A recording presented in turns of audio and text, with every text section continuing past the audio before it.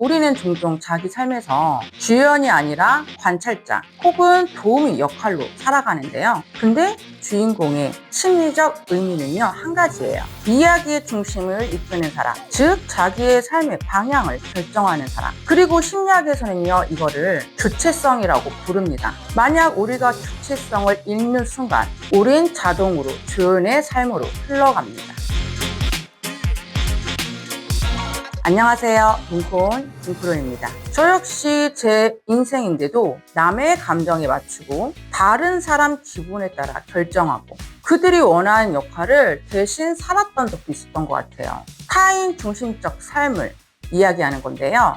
타인의 욕구를 먼저 채워주고 갈등을 피하기 위해 감정을 억누르고 좋은 사람으로 보이기 위해 행동을 반복하는 거죠. 하지만 저도 시련을 겪고 나서부터 깨달았습니다. 사람은요, 큰 충격을 받으면요, 마음의 구조가 한번 무너져요. 정체성 붕괴라고 불리는데요. 하지만 그 붕괴 위에서 새로운 나를 다시 설계할 수 있어요. 저도 그 과정을 경험했습니다. 왜 나에게 이런 일이? 그 질문을 반복하다가 어느 순간 이렇게 바뀌었어요. 이제라도 내 삶을 다시 잡자. 그때 보였어요. 내가 그동안 얼마나 양보하고 살았는지, 얼마나 희생하며 살았는지. 시련은요, 고통을 주지만 그 고통 덕분에 저는 다시 제 삶의 방향을 잡을 수가 있었습니다. 심리학자 대시와 라이언이 말합니다. 인간이 행복하고 탄탄하게 살기 위해 필요한 핵심 조건은 바로 자기 결정성이라고, 내가 선택하고 내가 결정하고 내가 책임지는 상태. 조연의 삶은 선택을 미룬다면 주연의 삶은 삶을 선택합니다.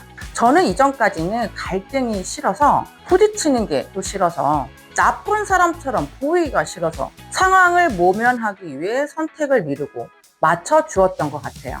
근데 돌이켜보면 그거는 제 선택이 아닌 제 선택을 타인한테 넘겨준 거더라고요. 주인공은요, 선택을 남에게 맡기지 않습니다. 왜냐하면 선택이 있어야 스토리가 움직이거든요. 우리가 남의 시선을 신경 쓴다는 건 쉽게 말해서 내 인생의 리모컨을 남에게 맡긴 거예요. 누가 뭐라고 하면 기분이 흔들리고 칭찬 한마디에 기분이 확 올라갔다가 비난 한마디에 주저앉고, 즉 내 감정, 선택, 행동의 버튼을요, 내가 아니라 남이 누르고 있다는 의미인 거죠. 심리학에서 이걸 외적 통제라고 하는데요. 내 인생인데 조종기는 다른 사람 손에 있는 상태. 그래서 이런 사람들은 마치 관객 반응에 따라 연기하는 배우처럼 살아요. 자기 이야기를 찍는 게 아니라 관객의 눈치를 보면서 공연을 하는 거죠. 근데 내적 통제는요, 완전 반대예요. 이건 어떤 상태냐면 내 인생의 리모컨은 내 손 안에 있다. 이 마인드가 생기면 절대로 남의 말이 내 중심을 흔들지 못합니다.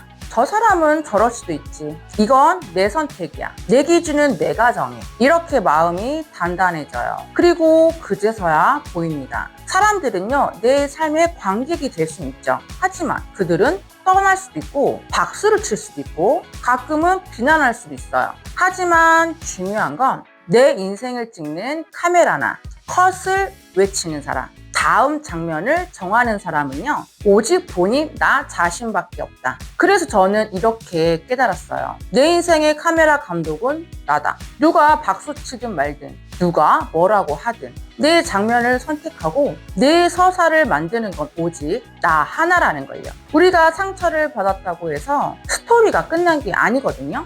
오히려 상처는요, 주인공의 이야기를 더 깊게 만드는 장면인 거죠. 저도 이렇게 느꼈어요. 아, 이 장면은 나를 멈추려는 게 아니라 나를 성장시키기 위한 컷이구나. 상처를요, 피하면 얕은 사람이 되고 상처를 배워가면 깊은 사람이 됩니다. 제 서사가 더 단단해지니까요.